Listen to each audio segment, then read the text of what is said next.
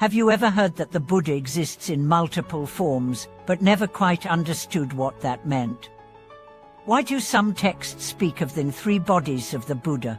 Is this just symbolic language, or does it reveal something profound about our own spiritual nature? Welcome back to the channel, where today we explore a mystery central to Buddhist understanding, how the Buddha manifests in this world, and what it teaches us about our true nature. This isn't just philosophy, it's a key to unlocking how you live, breathe, serve, and awaken. In Mahayana Buddhism, and especially in the Lotus Sutra, the teaching of the three bodies, or trikona, offers a framework to understand not only who the Buddha is but who you are. These three bodies are the Dharmakona Dharma body, Sambhogakona bliss body, and Niyamanakona emanation body. While they sound esoteric, they are incredibly relevant because each one expresses a dimension of awakened existence and a mirror for your own potential. Let's begin with the Dharmakona. This is the truth body, the formless, limitless, eternal essence of the Buddha. It is not confined to one time, one space, one personality. It is the pure, boundless field of awareness. It's not something out there. It is the awakened nature within all beings. The Dharmakona is not seen with the eyes, but felt in the silence between thoughts, in the stillness that underlies movement, in the presence behind the masks of identity. When you meditate and fall beneath the waves of thought, you begin to sense this body, not as something added to you, but as your deepest truth. This is the body that never dies. It is not made of flesh or story, it is the pure light of being. The Lotus Sutra reveals that this body is the true Buddha, the timeless one who has never entered or exited the world, because he's the world itself. Now, let's speak of the Sambhogakona, the bliss body. This is the dimension of the Buddha that communicates through visions, dreams, intuitive insight. It is not bound by time, but can be encountered.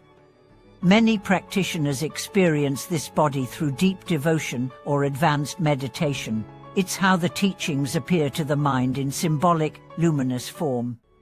It's the Buddha as seen by bodhisattvas in heavenly realms, or as experienced in moments of awe, revelation, or sacred communion.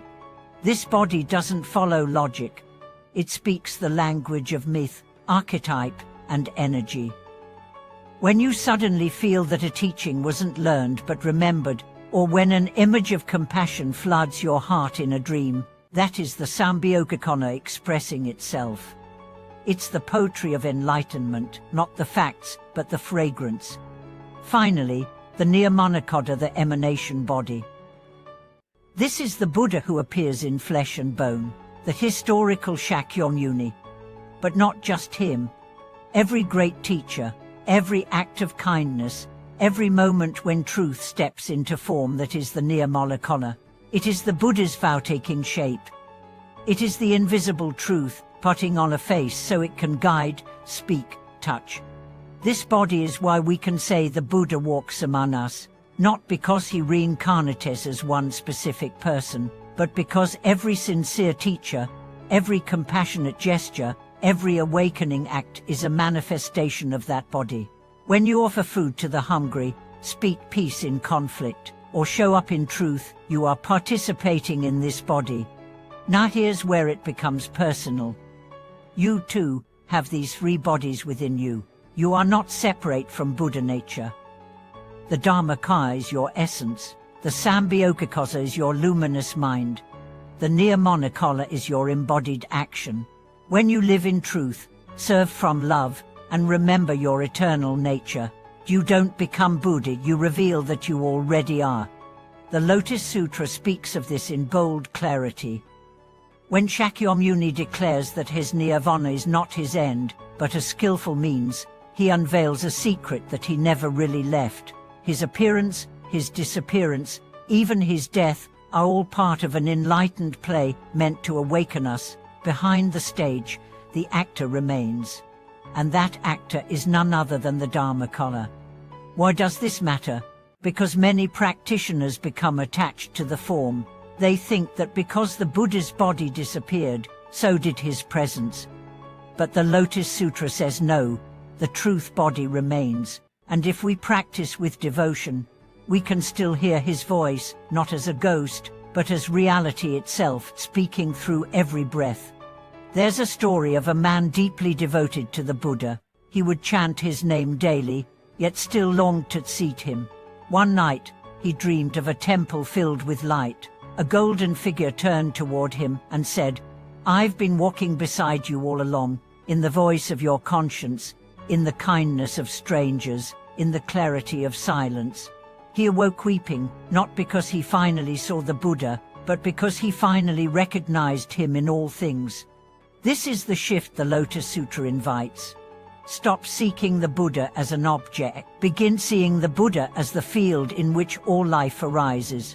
Stop waiting for a revelation. Begin living as the revelation. And in your own life, how do these bodies come alive? When you sit in deep stillness and touch the ground of being, that is Dharma. When you speak truth that lights up a friend's heart, that is Sambhyoga. When you help a stranger, hold a crying child, teach with humility, that is Nirmala. These are not lofty doctrines. They are living truths. Some traditions describe these bodies as body, speech, and mind of the Buddha. But in reality, they are not separate, they flow into one another. The mind gives rise to expression, the expression becomes action. The action reveals the essence. Like waves returning to the sea, they are one movement, one Buddha nature playing many roles. And what blocks us from realizing this? Our belief in separation, our clinging to form, our insistence that enlightenment must look a certain way. But the Lotus Sutra breaks those molds. It says the Buddha is not locked in history. He's here, now, always. When you chant the sutra, when you recite his name, when you practice generosity, when you rest in awareness, you are not calling the Buddha. You are unveiling him. Let's make this even clearer. You are the temple. Your breath is the offering. Your compassion is the ritual. Your awareness is the altar. The Buddha doesn't need to descend from the heavens. He's waiting behind your next act of kindness. And when the time comes for your own transformation, the Lotus Sutra promises that you too will attain Buddhahood, not in some distant future, but as a certainty rooted in your true nature. You don't need to add anything. You need to remove the veils. So ask yourself not, is the Buddha with me? But where am I not seeing him? And not, when will I be ready? But where have I already awakened? And not, what should I do? But how can I be more who I truly am? Thank you for watching this video.